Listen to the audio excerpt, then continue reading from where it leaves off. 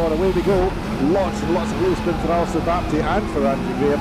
Good start from Mario Ferrari once again, and a great start from the Kinman Mini, coming rocketing into the midfield, the 63 Mini.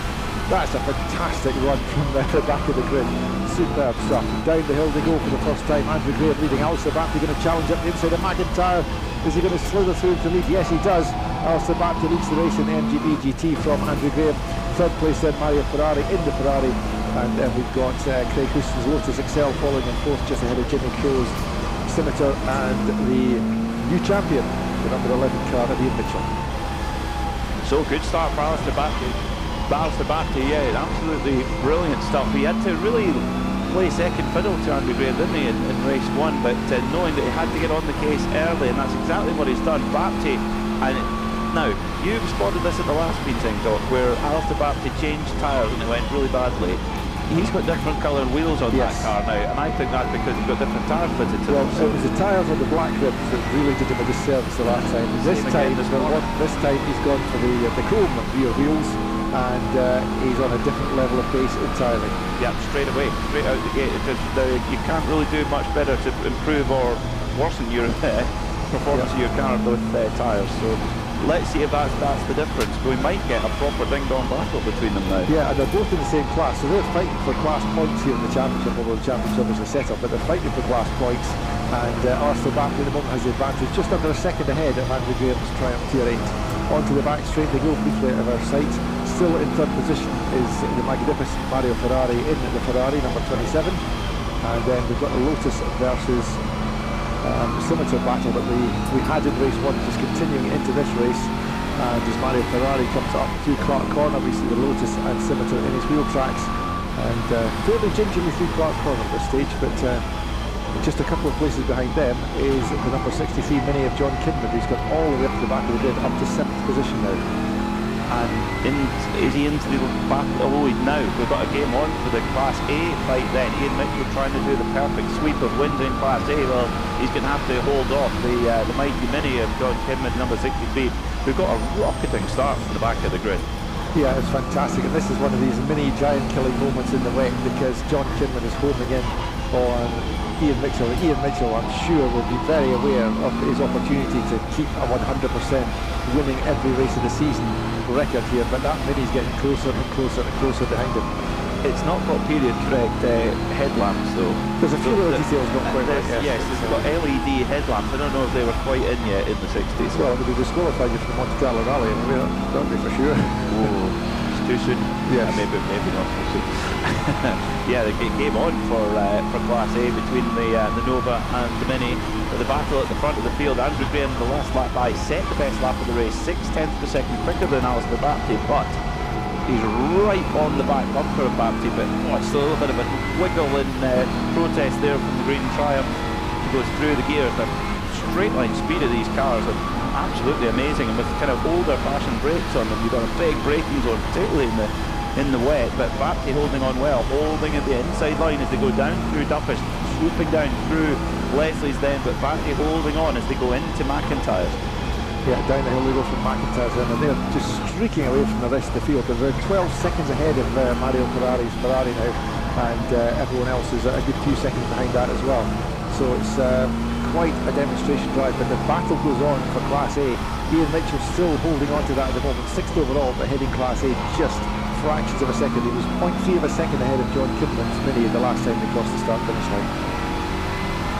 Seems that on the brakes and through the corners, the Kinman Mini has got some serious pace, but it's just coming out the corners that Nova's just got a little bit more punch, which is really, really important in these conditions to hang on to that position. But the leaders, they're already up, coming over the line with 8 laps to go, and Baptie is hanging on well. He set his personal best last time by a 104.5 to 103.5, this time 103.6 for Graham, so the pace is definitely ratcheting up. Yeah, the pace is going up, which would suggest the track may be drying a little bit, but it's still enough to be throwing up spray from the back of each car. Alastair Baptie on a defensive line into McIntyre, so it's a slow way through that corner, but there's not enough space on the track there as they head down towards Butchers for Andrew Graham to take advantage of his slow exit speed, so he still remains behind, just a half a second or so behind as they go along the main straight, quickly out of sight, and up through Clark Corner. They've got a slow mini ahead of them, which Alastair Baptie will be shining his headlights brightly at as they come through onto his lots. And yeah, safe as doing. Here's Andrew Graham's got a bit of a run though as they come towards the hairpin. Andrew Graham having a look down the inside, but he has to think further of it, drops back in behind Baptie again, but he's forced Baptie to defend a little bit, which has compromised Baptie's line to the corner. Andrew Graham's going to be quicker out the corner, but he's coming from 2 or 3 lengths behind. There's also the Ginetta that needs to pass on the main straight, and Baptie has defended the situation successfully, so he's still securely in the lead as they get towards Duffus.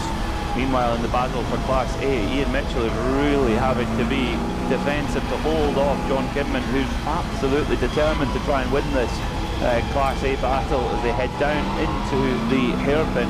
6 laps to go for them when they come up to the stripe, and they're right in behind, just trying to, well, John Kidman is right in behind, but Mitchell hanging on well with 6 laps to go in this Class A battle. Can Ian Mitchell do the clean sweep of class victories over the season? Well, he'll be sitting there, I'm sure, thinking about it as he keeps an eye on that Mini that's just a few car lengths behind him. Beautifully driven by John Kidman, car 63 there, and Ian Mitchell's having to go defensive on the approach to McIntyre, so he's very much aware that Mini's within striking distance, and the Mini closes way up on him as they go down through butchers. Not enough space to try and get past there with an acceptable level of risk, and we put it that way. And as they get out in the back straight, the Nova just moves a little bit further ahead. So Mario Ferrari in 3rd place, holding on well, down on the brakes into the hairpin. Although the pace behind him, Craig Houston and Jimmy Crowe is strong. They both put personal best in it. Jimmy Crowe has a massive slide there in 5th place and just about hangs on to it. So passed it by Mario Ferrari on 107.6, 108.3 for Houston. So Ferrari just got nearly actually set his personal best there. So he just steadied the ship a little bit there as the chasing Lotus and Scimitar getting a little bit too close for comfort. They found an extra gear in that Ferrari. Alastair Baptie and Andrew Graham continuing to trade fastest laps. Last time round, Alastair Baptie did 63.433. In response, Andrew Graham did a 63.474. They're just coming at the hairpin once again, and we'll see if they continue to improve the lap times. The next car they're going to lap is Mickey Dixon's Ford Lotus. Ford Lotus Cortina. And yes, they've got a second a lap quicker now. Alastair Baptie 62.4, Andrew Graham being dragged around in a 62.6 right behind him. Now go past the Cortina with ease. It's really quick pace at the front of the field.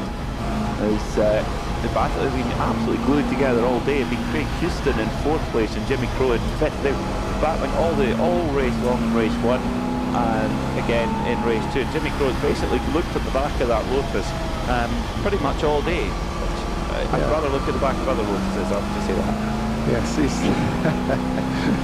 Yes, he's never quite got to the point where his mind's to make a move against the Lotus. He's positioned himself well, but he's never quite got there in the braking zone.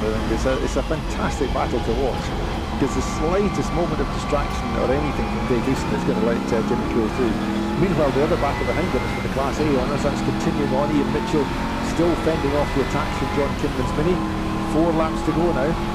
Alastair Baptie still with the fastest lap, and he completes another lap. Now, where is Andrew Graham gone? Andrew Graham has dropped way behind.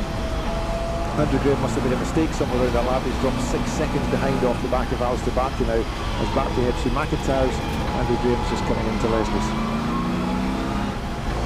Ian Mitchell has held on very well in that Class A battle. He's had Kidman on his case all the way through, but Kidman just not able to make that move stick at all. There's the Craig Houston making his way around the little Ginetta there, and through comes Jimmy Crowe. Actually a little bit of time lost there for Jimmy Crowe coming through traffic. Yes, I kind of miscued that, because I thought that Ginetta for a moment with Jimmy Crowe that was side by side with the Lotus, but it was in fact the Ginetta, not the Lotus. Not the, you know what I'm trying to say? Yes, Scimitar. That's the one.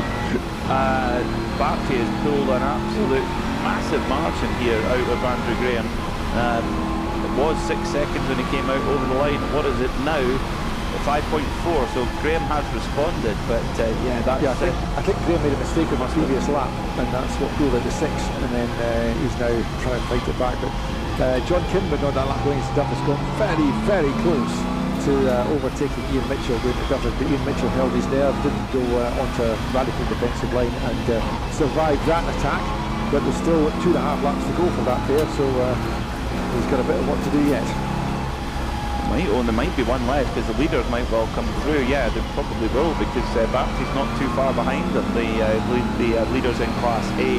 So it might only be 2 laps to go for them. Yes, yeah, Baptie will catch them before the end of the race. Yeah, so it'll be 2 laps to go for this Class A battle then, and Mitchell hanging on well, but he made one error and Kinman's all over him. Yeah, it's very, very tight indeed. Baptie, this is, I mean, what a response. I really look forward to hear from when Chris Rosey gets a chat with Alastair Baptie to hear what was the change. Was it a tyre change, as we suspect it is? And if so, what was the change to and from? That's going to be fascinating to try and find out what that was, because the difference in performance, Doc, really, between race 1 and race 2 for Alastair Baptie are 2 very, very different levels of performance. Yeah, I think it's tyres. Whichever way he's gone on the tyres, it's definitely one for him. Didn't work at all race 1. You could see he was really struggling for grip and traction, but this race, his car has just handled beautifully. He's done everything he's asked of. It's interesting that when, at the previous meeting, when he had that same issue, it was with whatever tyres he had on the black wheels didn't work, and the silver wheels they were better. And it's the same this way around, so I wonder if it's the same tyre causing him the same problem. It's not working. Could well be, yes. I think it was due to tyre. I think it was tyre size as opposed to compound he was talking about the last time I seem to remember. Yeah, it does look a little bit more up at the top, but the bigger wheels almost. Over the line he goes to start the final lap of the race then for Alastair Baptie, the final lap of the season for the Scottish Classic Sports and Saloon Championship. Yeah, and Andrew Graham held up behind the Mini Farina A40 and Ian Mitchell's Nova as he tries to find a way through all that traffic going into McIntyre, and that has broken up the battle between Ian Mitchell and John Kinman's Mini. John Kinman's Mini is now a good 20 car lengths probably behind Ian Mitchell's Nova, so if Ian Mitchell can stay mistake-free through the next 2 corners, 20 Minis or 20 Novas? I would say minis. 50 it makes a big difference. Yes, if Ian Mitchell can stay mistake-free now for 1 more corner, then he will achieve the 100% record class wins every time out. That's quite an achievement, because it's not as if he's been in a class of his own. He has had competition in each and every race. So around comes Alastair Baptie. Had to be second best in race 1. Well, he is top of the shop here in race 2. Big slide for the crowd to finish. Alastair Baptie wins in the MG over Andrew Graham in the Triumph. Then in 3rd place will be Mario Ferrari, who's on to his final lap now as well. He's over the back part